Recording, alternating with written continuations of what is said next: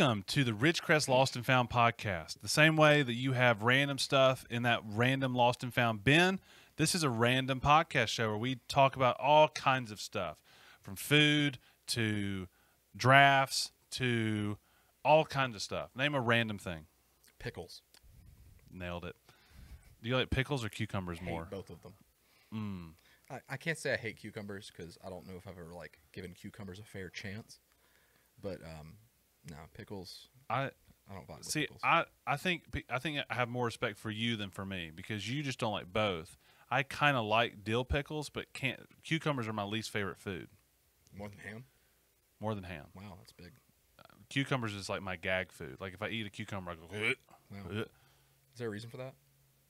No, it's the smell and pure taste. I just don't like it. I had a traumatizing event as a child that created my disdain for pickles. It's my villain origin story, where we were at Burger King. It was when I was a child, and I got a cheeseburger, and I bit into it. And it was just one of those things where you're a kid, and things like when you're caught off guard by something you're not expecting, like it's jarring. And I bit into a pickle, and that apparently the crunch got you. It ruined me. I could never do pickles. Anyway, yeah. My name's Steven. I'm Logan. That's Steven. Okay. We got another solo episode coming at you. We don't have a guest. We put Steven in the guest chair today. I'm promoted. I have done a good enough job that Logan has decided that I can be in the shot that can't be edited out. I guess we could edit you out of the other one. Well, you're not editing. I could edit me out. I could always do just like a split screen, just right here, and it's just me talking randomly. Yeah. You come in, record all of my lines as yourself. Pickles. It'll be great. Yeah. People do that with like TikToks and stuff. Well, they'll do have like dialogues with themselves and acting and stuff. And some are much better than others. Yeah. There's some people where it's like it sounds like you're having a conversation with yourself, and the other ones are not that way. Being a youth pastor, what's your stance on TikTok? I'm not on TikTok. We're getting into it. I'll actually give a serious answer to that. Yeah. I didn't get on it at first because it was just another social media thing. Right. And then it turned into I didn't want to be on it because I heard, and this may be tinfoil hat time, that China was just tracking everything through TikTok and they had access to everything. That made me uncomfortable. Yeah. Then it has blown up to where it is now. And I listened to, were you at the parenting conference in April? I was. I was running the show. Oh, you were, duh. Yeah. Duh. Did you hear what Sissy Goff said about it? She said a lot of stuff. Yeah, she sure did. Well, one of the things that she said was, and I agreed with her, but she was able to put language to something I wasn't able to put language to. Yeah. She said, so many people are struggling with TikTok, or they're struggling, and TikTok has an influence on it because they are taught so many things from TikTok. TikTok is morphed into so many things. Well, one of the main things it does is there's all these teachers on it. People are teaching about self-care, mental health, theology. I just hit the mic. All these random things. And one thing that I had noticed is I had students and former students who, and this is the good thing, were asking a lot of questions about the Bible and their faith and stuff because of stuff on TikTok. Right.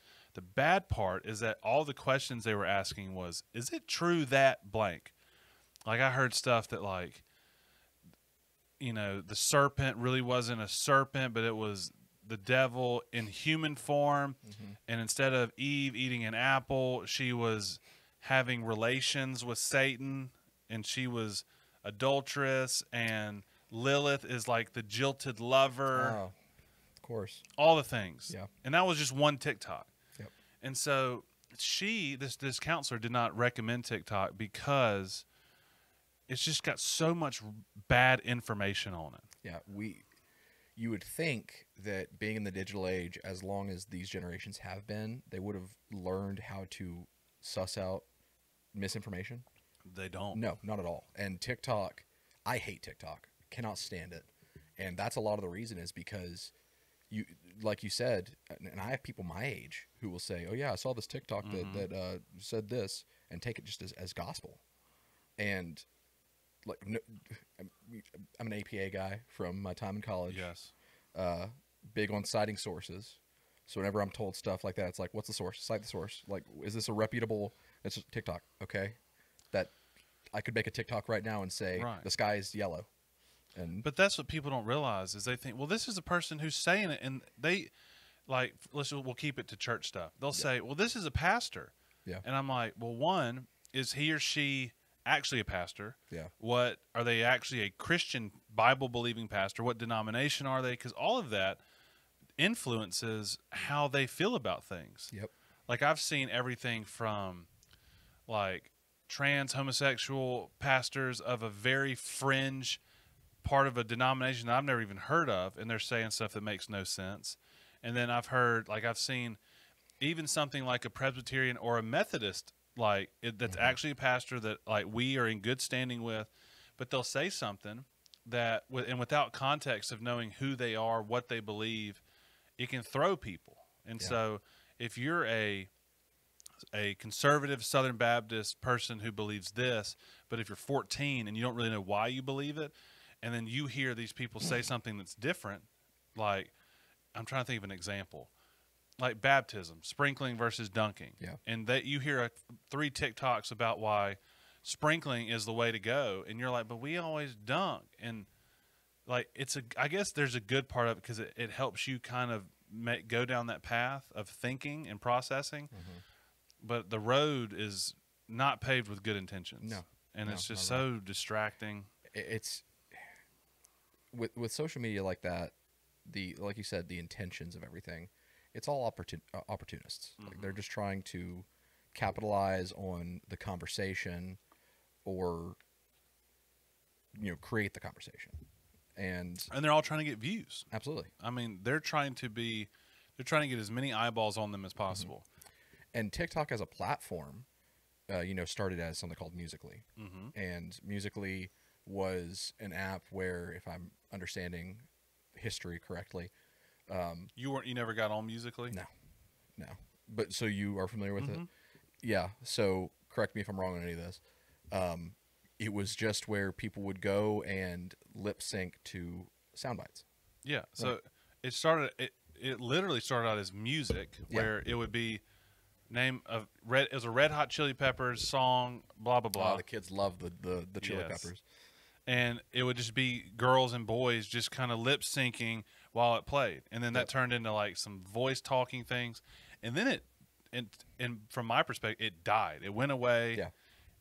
That was in the Vine days and all that stuff. Vine died. Musical.ly kind of came afterwards, and then it died, and then TikTok showed up, and we've done what we've done. And TikTok was built off of that foundation of taking sound bites and doing something visually underneath those sound bites. Yep. And it's really funny when you think about it, because TikTok as a platform was built on the concept of like the game telephone. You know? And when you have a platform that's its foundation, it's literally built on misinformation and changing context of something else. And the idea of that being the entire core point of a platform, and it's the biggest platform in the world right now, is just disgusting. It's weird to me how, like, I would assume, I'm making an assumption that you use Wikipedia in some shape, form, or fashion. Yeah. Like, it's great for, like, oh, I have a random thought. Wikipedia is the first hit. It's a starting point.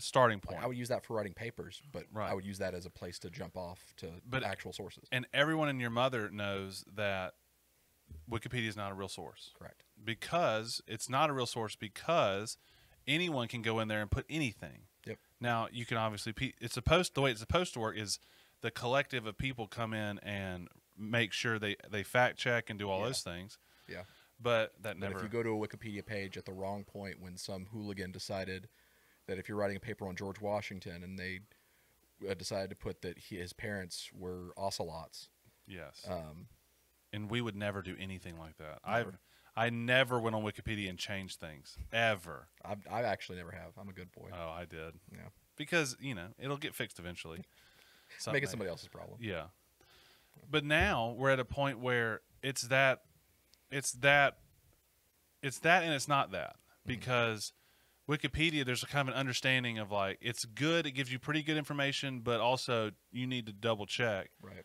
In this one, it's almost like there's not even double checking. Nope. If there is double checking, you look further on. You look at more videos on TikTok when you search, but they're all reposting the same things. Yeah.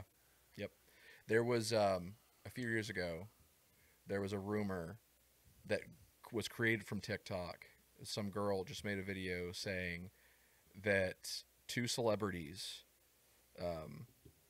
were having an affair with each other. Nice. Two completely unconnected celebrities. One was an internet star, one is a musician, and she started the rumor saying that they were having an affair with each other and provided no information, no source.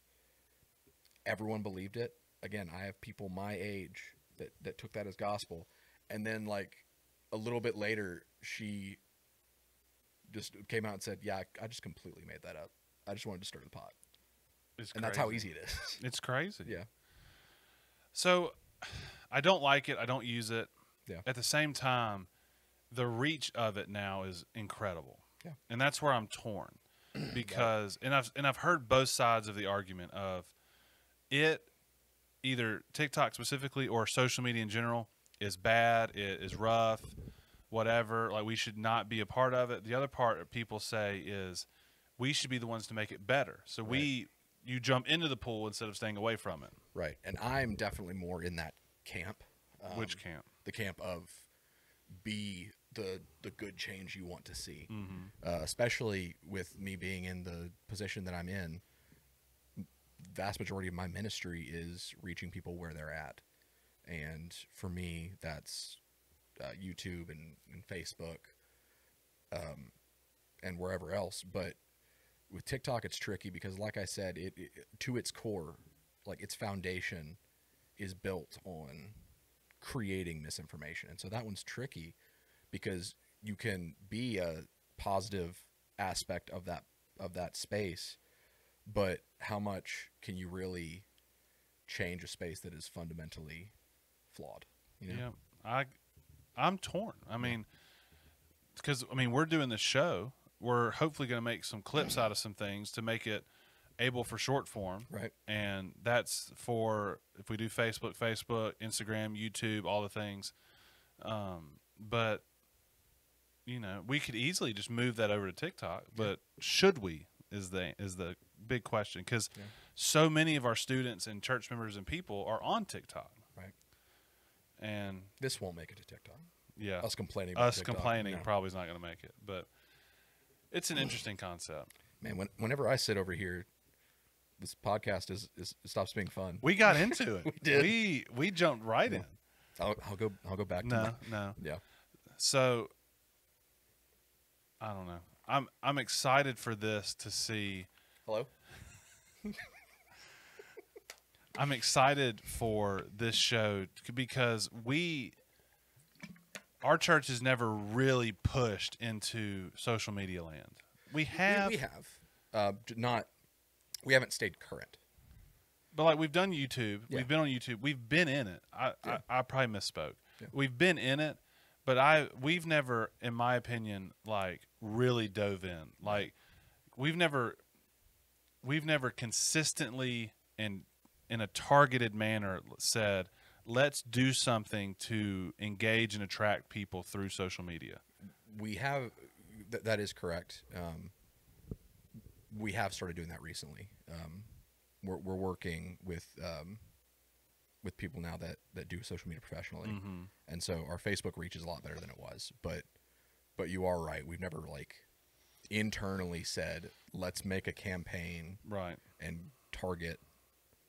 And part of, not to make this sound nefarious or anything, but part of this show is to A, have fun, but B, the secondary thing is to engage people online. Right. To give them something entertaining, give you something entertaining, and also kind of get you into our system, so to speak. That sounded kind of dirty. Get you into our system. But yeah, it did. To just engage people online through entertaining stuff. Yeah. So I'll be very interested to see kind of how a lot of this stuff picks up and kind of what a lot of it does, and see kind of, because I assume that once we get into it and things start to grow and we get moving in it, we'll start to say like, okay, this worked, this didn't work. Yeah. Let's try something. Like, this is behind the scenes, but like you sitting over there versus you sitting here, Yeah. and just seeing like what feels better, what sounds better, what looks better. Yeah. You know. So really, this is the audition. Yes.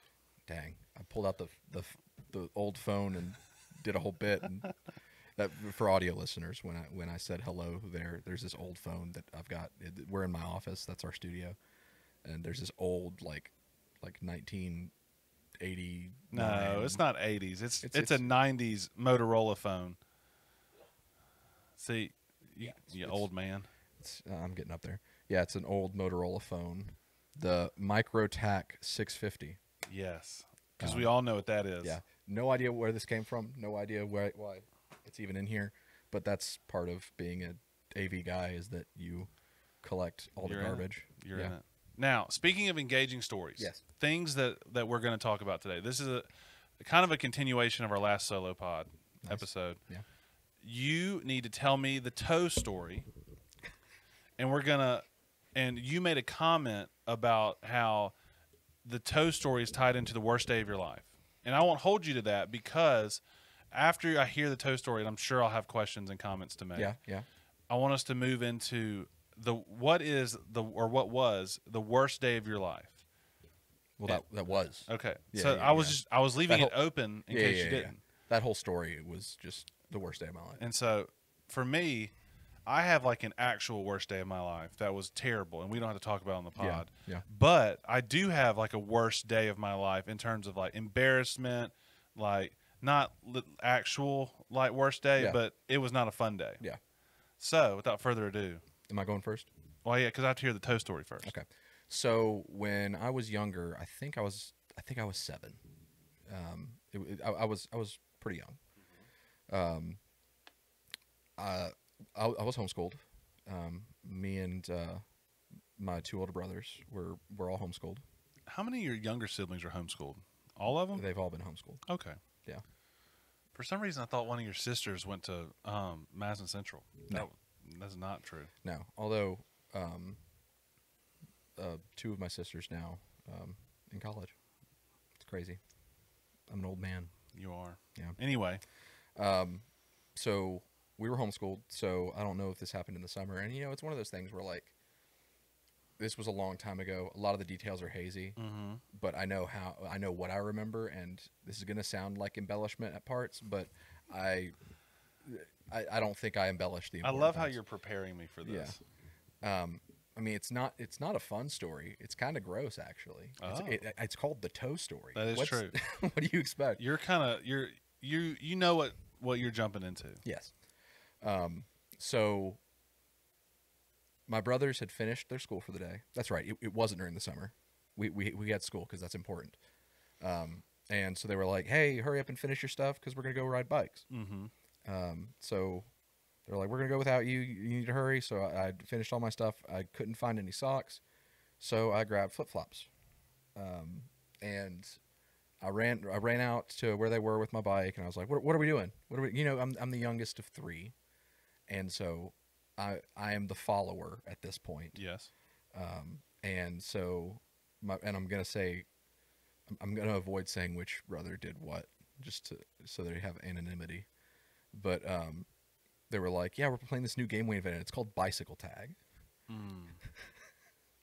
And the rules are tag, but here's the twist: you're on a bicycle. I'm following. Yeah.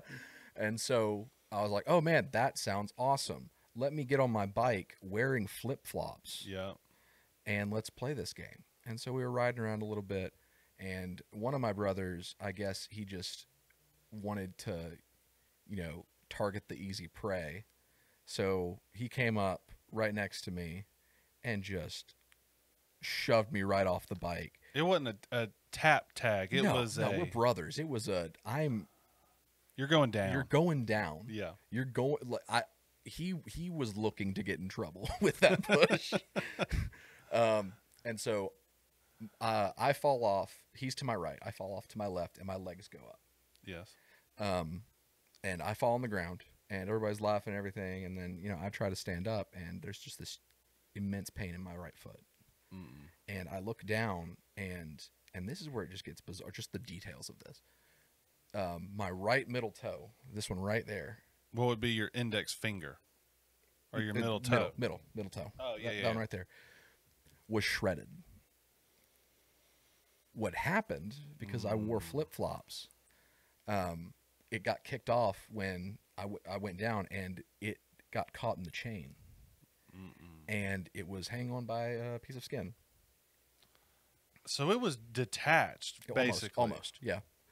And is there scarring? Yeah, you can, like, right around here, I can feel where they sewed it back on.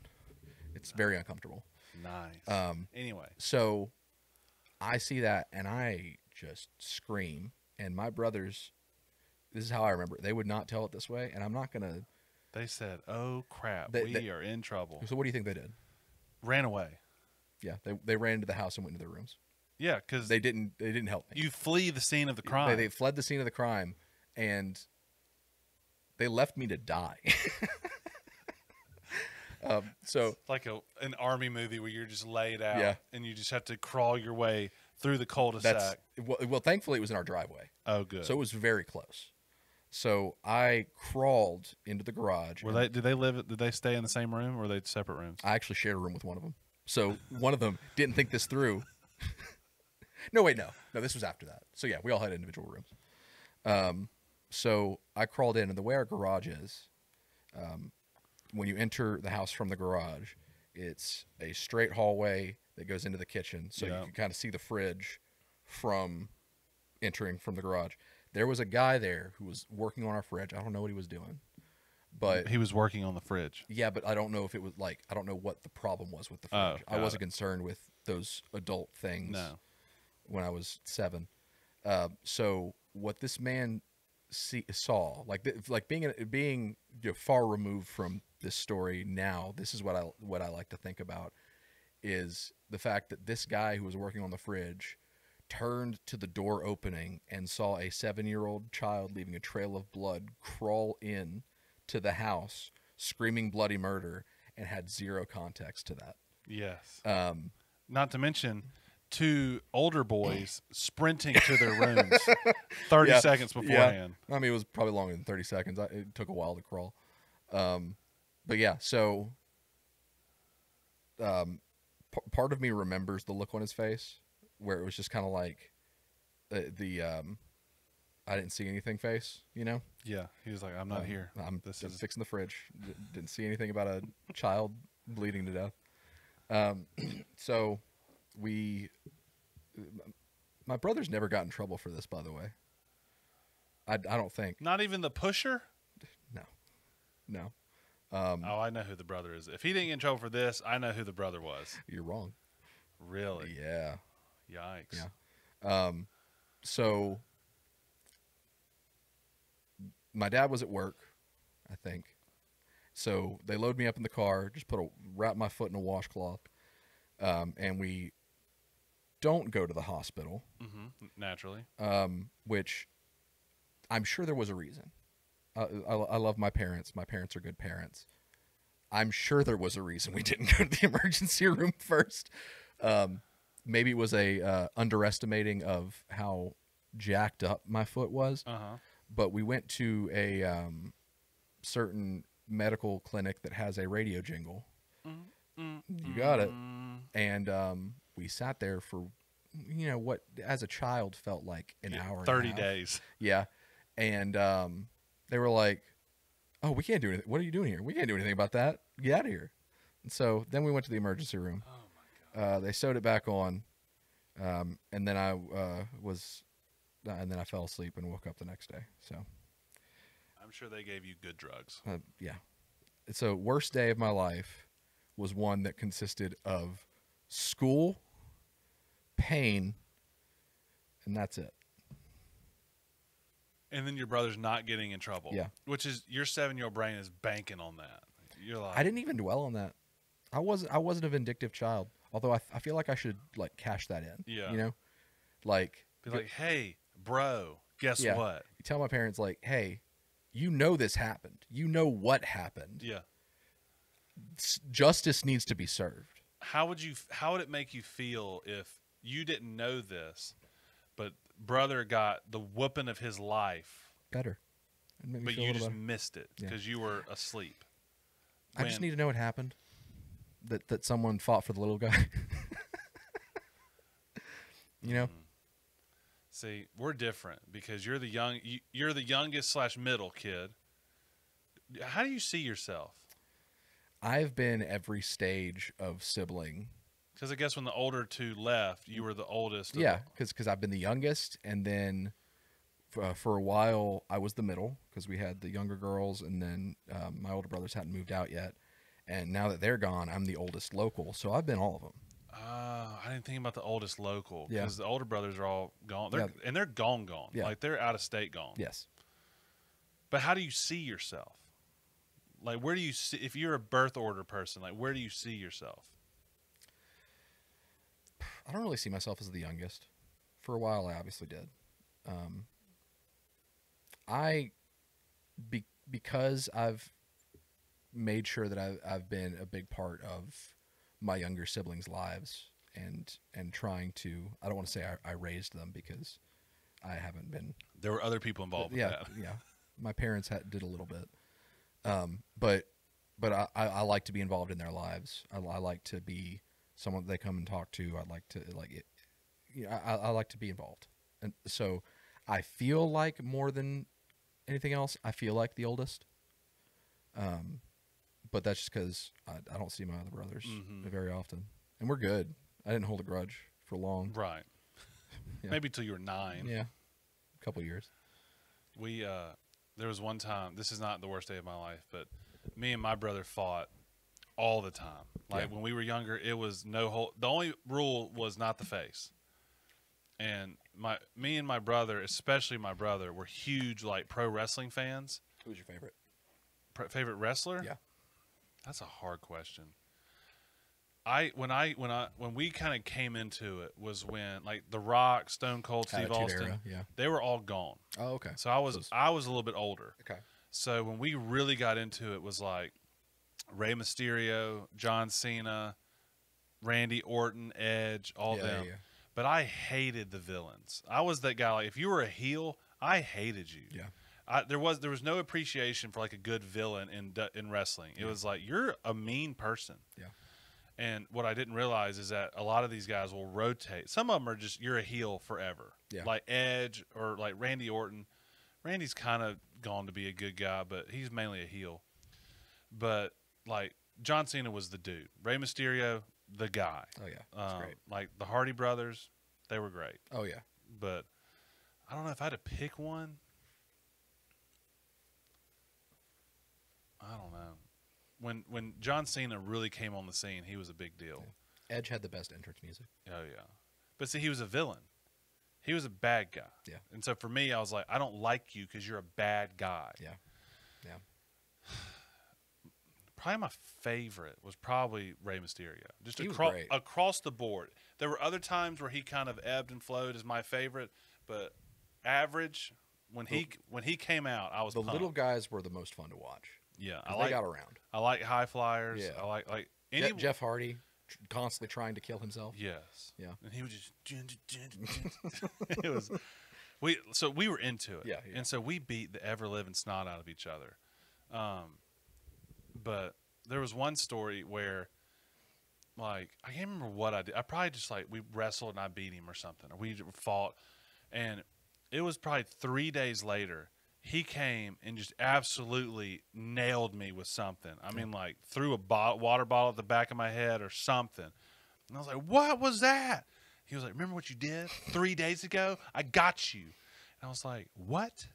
But the thing that I have the most regret for, and this is different because like with your older brothers, you were the youngest. So from our relationship, I was the older brother. Yeah. The worst I ever felt, and this shows how we were a couple of fat kids. The worst thing I ever did to him in my eyes was one day my mom brought home either Wendy's or Burger King. I can't remember what it was. And we were sitting at the island just wearing each other out. I mean, yelling, fighting, the whole thing. And I remember I reached over to his cheeseburger, grabbed it, and squished it. I mean, like, absolutely clenched it, and dropped it on the floor. And it was one of those moments where, as a brother and as like a young man, I was like 12. I just remember thinking, that was too far. That was too much. And he started crying. You found the line. Because if I was 12, he was 9. We were 3 years apart. So, I mean, like, that was the point when I was like, that was too far. And I went to my mom and I was like, he can have my cheeseburger because I did something bad. And then she, like, spanked me or something. That was a growth moment. It was a growth moment. It's important to know, like, that's the line. Yeah. Let's draw that and never cross it again. And for me, it was food. Yeah. It was a $2 cheeseburger. Yeah. It was good times. But I'm trying to think if I have any questions. But that was a pretty straight-laced story. Yeah. I told you it was not too complicated. Do you remember how your mom handled it? Was she calm, collected, She or was definitely wasn't calm. I don't was remember. Like, oh my gosh! She probably thought I was legit dying. Yeah. I don't remember my brothers getting in trouble, so it was probably very much like a panicked state. Yeah. I don't remember my brothers being involved in any of this at all. Like, my last memory of that entire day of them was fleeing the scene. So how old would Aaron have been if you were 7? If I was 7, he was 10. Okay. So this was these were big kids. Yes. These were older kids. Yes. I got it. Yeah. All right. I have no more questions. So you think you're putting that down as A, the Toe Story, but B, the worst day of your life? Yes. Good. I've had some pretty bad days. So really, every day from 7 onwards has really been up, though. There are a few. So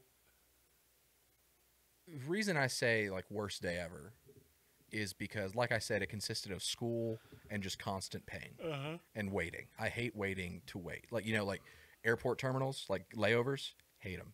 Oh, I don't do lines. Yeah. Well, you hate Disney then. We've talked about. Yeah, we'll have to talk about that later. But yeah, Anna would tell you that whenever we travel, which is often because she loves to travel, she tries to find flights that don't have layovers because I cannot handle just like sitting and waiting in a plane just to get out of the plane and wait in another plane. Like, I can't stand it. And so it was just school, immense pain, sitting in a waiting room, then I was out.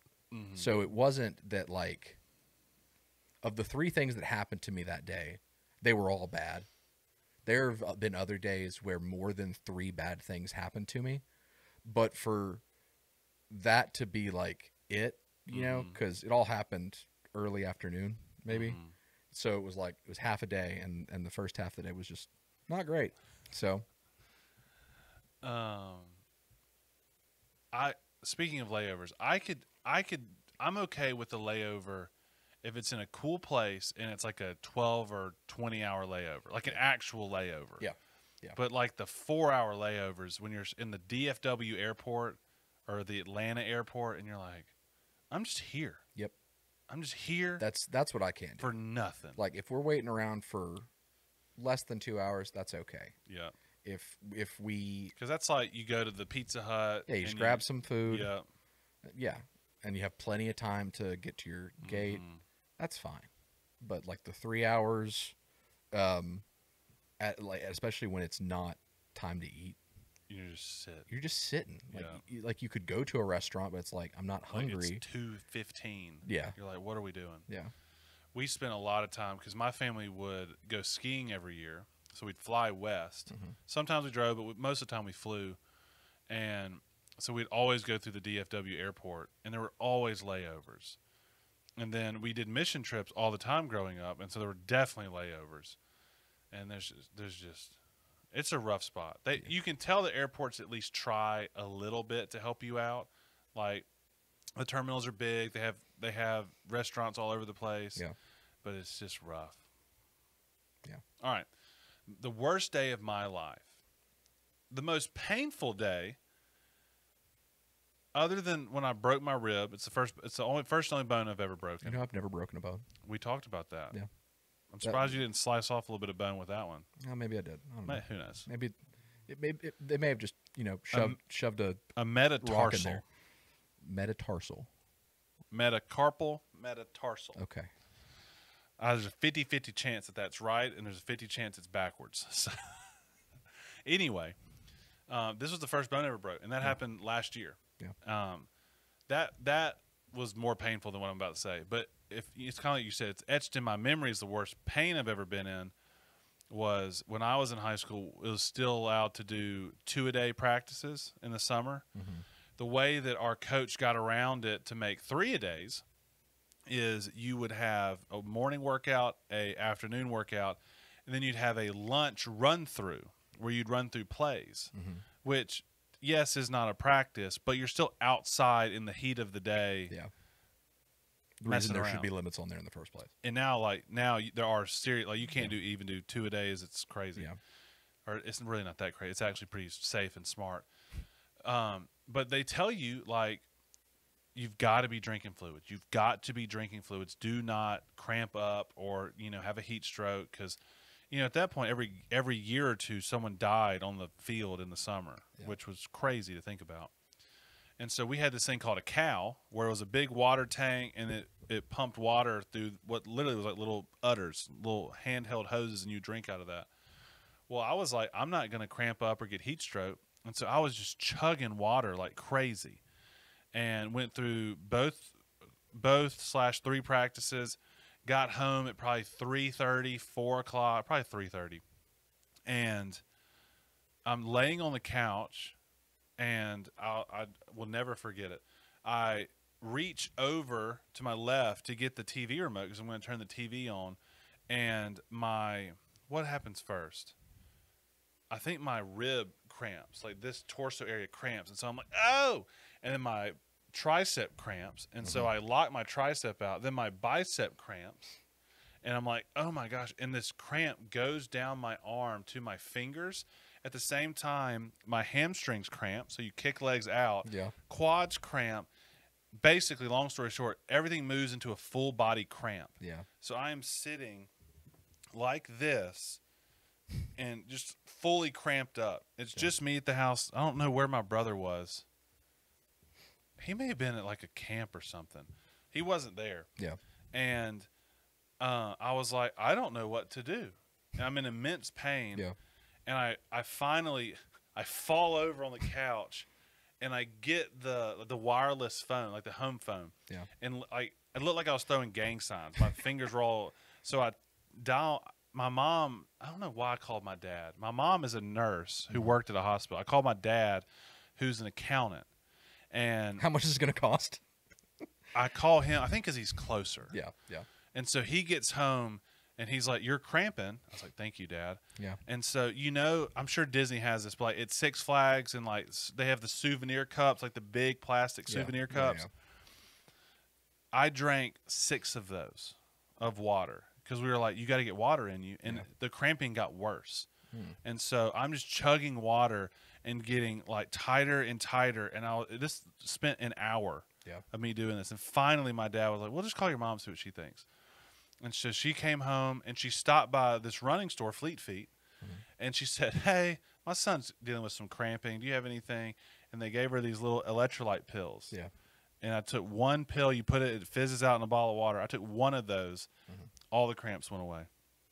And it was because there's a word, it's like hyponatremia or something, but I was overhydrated. Yeah. So I had diluted the salts and electrolytes in my body to the point where I didn't have any. Yeah, that makes sense. And I had a full body cramp. Goodness. And it was terrible. I found out the next day that another football player had it, and he went to the hospital. He had the hospital bracelet on. And I was like, you pansy. Like, we do this at the house at the Elsies. And it was something. So that was the most painful, other than the broken rib. The broken rib definitely beat that out. The worst day of my life. This is a bit of a longer story, so we'll have to kind of piece it together. It involves a lot of family and family friends, so we're going to keep it as anonymous as possible. Okay. The family all knows that this happened, and they we're at the point now where I still have a grudge about it, and they just tell me to get over it. And it's one of those things where I'm like, I'm not going to get over it. This was the worst day of my life. So just know that this is where we're at. So me and Megan were dating. I think I was a junior, third year in college. I always hate to say junior and senior and sophomore and stuff because I know people take victory laps. So I always feel weird using those labels in college, but I shouldn't feel that way. I was a junior in college, and there was a hunting camp, and there was family on Megan's side who was very involved in this hunting camp. It was a big camp. There's probably, I don't know how many actual people are in the camp, but there were multiple families. There was one family that owned all the land, and they had a hunting camp. They shot deer, ducks, the whole thing. Well, do you hunt at all? No. So I didn't know this. I hunted a little bit growing up, not a whole lot, but a little bit, and then got more into it in college. But I was never part of a deer camp. But what I didn't know is that some deer camps, they're managed by wildlife biologists, and then at the end, they like every year they say you got to kill X number of does, X number of bucks to keep the herd and to keep the numbers healthy. Too many deer is not good for the land. Yeah. And so around here, at least, all of the biologists say, like, you've got to kill does because does have twins every year. If you have a bunch of does that have a bunch of babies, the population gets out of control. And so did you know that does have twins every year? No. That's a thing. At least around here it is. And so what these deer camps will do is they'll have a doe hunt. And literally it's like the last weekend of deer season, and you just try to kill as many as you can. Which usually ends up being like 2, you know, but sometimes you know how that works. And you get clearance from all the wildlife legal things. I'm sure that happened. People aren't just killing illegal deer all the time. That never happened. But anyway, there was this deer camp where you had this doe hunt, and this doe hunt, the family friend, whatever, was like, "Hey, do you and Megan want to come out here? Megan can shoot a deer. If you want to shoot one, you can shoot one." And I was like, great. So me and Megan were sitting in a shooting house. Everybody else was in their own place, and there were this not a herd, but like there was a bunch of deer that came out, and there was probably 6 out in our food plot. And so I'm like, we wait, they stick around, and I'm like, they're does. There's no horns on their heads. Like, let's go to work. And so Megan shoots. And it's a bolt action, so you pull the trigger, bolt, shoot. So she shoots one, it goes down. The deer don't scatter, and I'm like, well, shoot another one. So she shoots, there's another one, and then they kind of run. It's a big food plot. It's probably 3-acre food plot, so you can see a ways. They run kind of to the edge, and they stop, and I'm like, shoot it again. And so there's a third shot, and the deer goes down. And no, I take that back. She shot 2. And then I shot the third one because she shot, they were down, and that one stayed at the edge, and I shot that one. And I was like, we got 3 deer. And so Megan's super pumped. And I'm like, this is great. Like, I get deer meat, blah, blah, blah. It helps the deer camp out because it takes, does off the whatever. So we get down, and we haven't heard any other, in the deer camp, when there's shots, you can hear them. So, like, if other people shoot, as soon as you shoot, your phone blows up because people are like, who shot, blah, blah, blah. So my phone's just dinging in my pocket, and I'm walking to these deer, and I'm like, man, these are kind of like little does. They weren't fawns. Fawns have the white spots. They weren't fawns by any means. But they were sort of little, and I go and I look, and the first thing I notice is they have these bumps on the tops of their heads. I was like, that's weird. And I go and I look at one that's kind of laid on its back, and it has male genitalia. And I was like, oh my, I felt sick. Yeah. Because we had shot 3 button bucks, which is, if you don't know, is just, you have obviously bucks with big antlers that are full grown, mature deer. You have spikes that are yearling deer that just have literally like spikes that stick out of their head. And then you have button bucks, which are literally like just little nubs. Yeah. And these, and I'm not just making excuses, but I am, these had bumps that had not even broken the skin. Yeah. So it was just skin bumps. And then I look, and all three were button bugs. And it was one of a few times in my life where I was like, I feel physically ill, Yeah. even though I wasn't sick. And Megan's like, "What's the big deal?" And I'm like, "These aren't does. These are bucks." And this is a deer camp that is very serious about growing big deer. And I was like, "They're gonna kill me." I was like, "They're actually gonna like kill me." And I had the thought, I don't know if I said it to Megan or not, but I said, like, we may just throw these deer in the woods. Like, we may just, like, so unethical. That's where I was. Yeah. I was like, I will waste meat and just throw dead animals away to not have to deal with this. Yeah. But they had blown my phone up. Megan had already texted her family member saying that we shot deer. And so they came down and and one of the guys picked him up and he went, "Oh no." And I mean, I was like, they're going to kill me. So we all meet back up. The next worst part was nobody else shot a single deer. So the only 3 deer were killed were my deer. Yeah. Even though Megan shot 2 of them, as far as anyone, because nobody was going to mess with her. Right. Because she was the family member. Her family was involved. Nobody was messing Someone with her. had to go down, and it was But the new guy. the daughter or the family's boyfriend, Yep. he was getting the shaft. Yeah. And so, I mean, what started out was like ribbing and like, "Oh, guess what your nickname's going to be? Button," and all the things. And I was like, okay, this isn't too bad. There was one guy who was trying to help me out, and he was like, "Look, the antlers didn't even break the skin. It's not a big deal. Like, it's not." And then he tried, but they told him to be quiet. Well, he ended up leaving, the nice guy. Yeah. And then what ended up happening, and I'll remember it for the rest of my life, is they have skinning sheds, which is where you skin the animal. You take the meat, whatever. They said, "Well, obviously you don't know how to shoot deer and tell what's what, so we're going to show you what's what." So there's about 7 dudes, 7 full-grown men. I'm 20 at the time. Mm-hmm. And they surround me in this shed, and they literally walk me, like, give me your hand. Like, if you're holding a pocket knife to skin the deer, they're holding my hand, skinning this deer. So this must be your first time. We'll show you how it's done. And the whole time, they're just ribbing me. Yeah. And it lasted, because there were 3 deer. So it took about an hour. And the whole time, these full-grown men are just roasting me. Yeah. Over and over again. At the point where I was so mad, I was ready to stab somebody. Like, You had the knife. I can't express to you how furious I was. Yeah.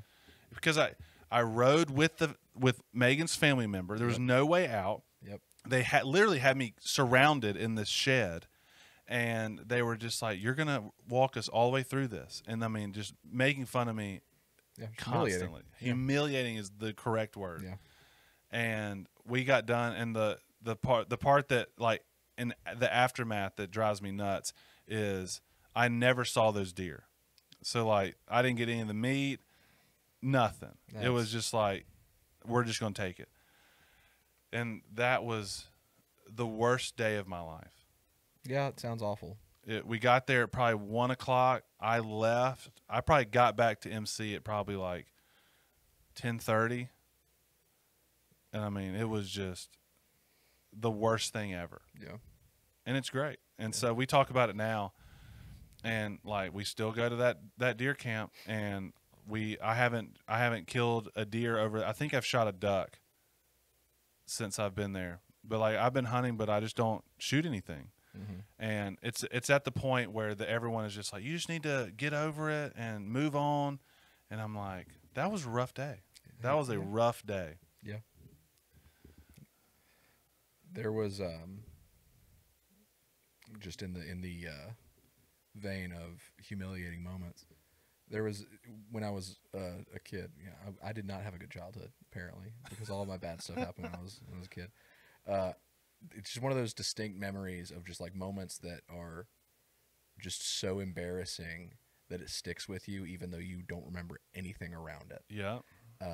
It was VBS at this church Where all nightmares happen. Yes, and I was a younger kid, the chubby kid too, of course, and all of there were those blue chairs we got down there. Yes. Some of these boys had put a chair and they were like jumping over it, like, oh, look at how good I can jump. Yeah, we're athletes. We're athletes. We can jump over this. And the way I remember it is that every single one of my peers was in the gym at this point. Yes. And I tried to jump it. It clipped my foot and I face planted. And you just died immediately. I died immediately.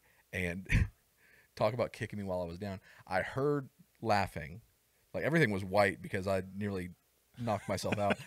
But I heard one kid go, I guess you're not cool enough. Oh!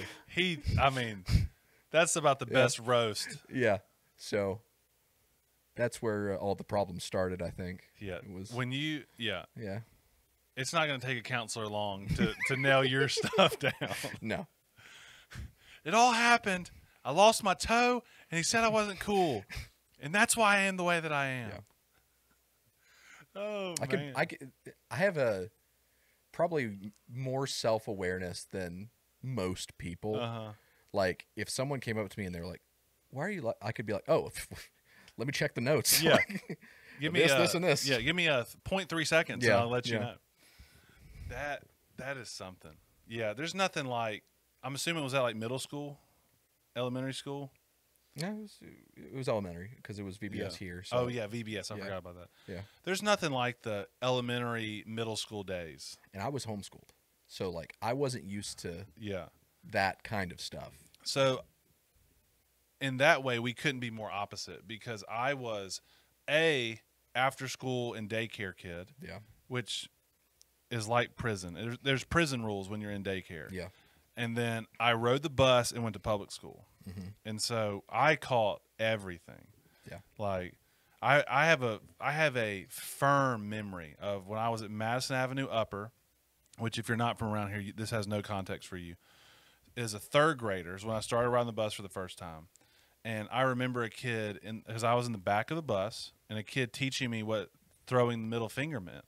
Cool. And it was literally, I remember it was a kid saying like, if you don't like somebody, you just do this to them. And the bus driver was yelling at us, and so that was what we did, is we threw birds. Yeah. And I remember fights at daycare. I remember all kinds of stuff. And so, yeah, you got yours in like a very concentrated times, but mine was almost like a less of it, but all the time. Yeah. I didn't learn any bad words until I played Call of Duty Online. That's where I got introduced to all that stuff. That is probably one of the worst places to learn it. It absolutely is.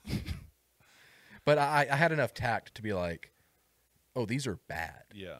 But it was just like, okay, so that's something to not say. That's something to, got a crash course. Do you think Microsoft, when they made online multiplayer chat, they were like, do you think there was somebody that was like an optimist, saw the world as like, this is going to be incredible. People are going to talk to each other. They're going to encourage one another. Or do you think those guys were like, these kids are going to rip each other apart? Because that's all it was for me. Yeah. From the beginning of me doing online multiplayer, it was kids just destroying each other. And it's never changed. Never. There may have been, like, at the dawn of online chat rooms in video game lobbies, there may have been, like, one game that was played where there was positive energy, and then it changed to just everyone screaming at each other, insulting everyone's mothers. And what came first? PlayStation Online or 360, or was it about the same? Because I had a PlayStation 2, but PlayStation didn't have online, did they? It did. Okay. But you required like adapters and stuff, and it was a whole thing. My first chat experience was 360. Oh yeah, that was mine too. Actually, no, mine was original Xbox, because that Xbox Live. Xbox was online. Xbox Live, dominantly. That's what it was called. Yeah. Xbox definitely embraced online before PlayStation did, like in full. But I learned this not long ago. The Sega Dreamcast had online capability. Was it just like a text chat? I don't know if it had like mic support or anything, but there were like online games that you could play. Oh, gotcha. Yeah. which that's far back. That's out there. That's like yeah. original PlayStation, I think, around that era. I had an original PlayStation. Yeah, I did too. I was not a big gamer though. We had the first thing we had was my brother. My brother played a lot, which is why I had the first PlayStation, and then I think when my brother wanted to get into it, we got a PlayStation 2, but then we went GameCube. We rocked the GameCube for a while. Great system. Then we got a 360, and then by that we had the 360 forever. Yeah. And I think I was either upperclassman in high school or in college when he got a PS4. Would have been college. Yeah. PS4 didn't release till 2013. So I think he rocked the 360 for a long time. Yeah. I don't think he had an Xbox One. He was a PlayStation guy. Yeah. I did a similar thing where we had a PlayStation 1. And we had a PSP. Never had a PSP. Never did a PlayStation portable device. Nintendo portable devices, the 3DS, I think it was great. We had all the Game Boys. We did the Pokemon thing and all that, but we weren't super into it. Yeah. We had a PlayStation 1, and then my mom won a PlayStation 2 from a grocery store raffle. That's what I'm talking about. And so that's when I really got into it, was when we got the PlayStation 2. So really, whenever my mom, when I was younger, would tell me that I was too into video games, I could be like, well, it was your fault. You had to win that grocery store raffle. The funniest thing that you've ever said to me, which is a hyperbole, I cannot wait to hear was this. when you said something to the effect of, my mom just could not figure out that you could not pause live matches. Yes. And she just couldn't wrap her head around it. She was like, just pause it and go to dinner. Yeah.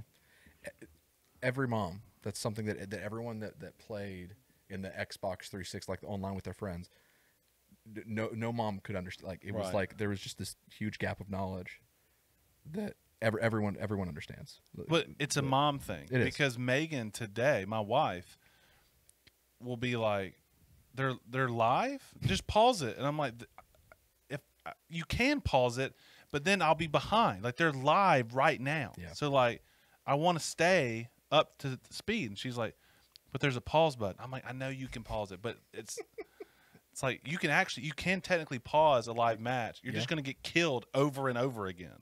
Which you're not even pausing. You're just opening up the menu. Yeah. Yeah. And then you probably get kicked out because you're just hanging out the spawn point the whole time. There is that kind of kicking. See, I know so much about video games. You do. Look at me go. I'm proud of us for going this long with this podcast, because this is episode 4 or 5? I think it's 4. Maybe 5. I don't know. Fourth episode. First time we talk about video games. That's pretty good. It's pretty good. There's this understand, like my parents and a lot of other people, just because pretty much everything I do is on a screen, because I work with screens. I watch, I learn from screens because of like YouTube and all that stuff, and my recreational activities are on screens because of gaming and movies and stuff. And so like my parents, for the longest time, have just assumed that everything I do with my life, period, whatsoever, is playing those video games. And I feel like that's come with me through into adulthood, to where people think that I literally sit in a chair all day and I'm just playing Call of Duty. I don't even like Call of Duty. Well, it is part of my strategy to put you into a stereotype of what you're talking about. That's okay. So it's you. So it's you're the one. I mean, I definitely lean into it of Okay. saying like you don't like sports. Yeah. You just troll people on chats. Definitely not a troll. Well, we'll let Matt be the troll. Matt's definitely the troll. Yeah. Maybe one day the podcast will meet Matt, and then they'll understand. What would we talk about with Matt? That's the thing. Because Matt, the problem with Matt, and Matt, I hope you're listening to this. Matt has things that he does not care a lick about. Yeah. And the things he does care about, he goes so deep. He does. And like for most of that, he's very helpful at like if I ask him something, he'll bring me along to about 80% depth. Yep. But he lives at 98%. Yep. And so it's just like, so if we went into something, it'd have to be something that we could hang and that he wouldn't just go full into. Yes, I agree. Or we do something that he knows nothing about and we just watch him flounder. He wouldn't stick around for that. That's true. He would have no issue with just Just leaving. leaving. Yeah. The problem is that he's used to streaming and he can just log out or stop. But he's here, and we shackle him to the chair. He can't leave. I don't think he put up with that. Remember to Amazon shackles. We need to get some of those. You buy that on your church card. It'll be fine. I'm not going to explain to finance. It'll be fine. Okay. All right. You ready to wrap it? I'm ready to wrap it. Yeah. Let's do it. We got into it. We did. This is a good episode. TikTok, horrific days of pain and suffering and humiliation. Wrestling. It was good. It was. All right. If you're still here, we're super happy about it. Go ahead and take a look at other things that we've got. We've got all kinds of videos, streams, other episodes of our podcast, and hopefully, the longer we put this out, you'll have a backlog of this that you can go back and watch. And we should be on everything: Spotify, YouTube will be the two main ones, but Apple Podcasts, Podbean, Stitcher, Amazon Podcasts, Google Podcasts. You Google Podcaster? Spotify. It's the best. Yeah. I mean, it's very nice. I did see Amazon is doing it, and from like Amazon Prime Video, you can watch podcasts now. That's nice. It's interesting. Like It's interesting. Anyway, we're excited. We're glad you're here. Glad you were watching with us. We'll see you later. Wait, any other things you want to say? I feel like I did that really aggressively. You did. It caught me off guard. Do you guys prefer me in this chair or that chair over there? Yeah. This chair is more comfortable, but I also feel like I'm in the open. Yeah. You're exposed. People know I have legs. Yes. They know that you wear Chacos. well, no, what do we call those? Like active sandals? Hiking sandals. Active sandals. Active sandals. Sure. They know that you wear sandals a lot. I don't That's wear what flip flops though. I've never worn flip flops. Not after That's not that true. day. Wore them to the beach. Post 7-year-old. Never. Post the toe incident. The toe incident. Yeah. People don't ask a lot. They don't ask follow up questions when I just say the toe incident. If I called it something else, they'd ask. But you know, no one that you want to have a conversation with is going to follow up. That's true. About something called the toe incident. That's true. So really, it's a great test to see if you're the kind of person that I want to have a conversation with. Is if I mention the toe incident. And I'm honored to be that person. Yeah. All right. We're out of here. Bye.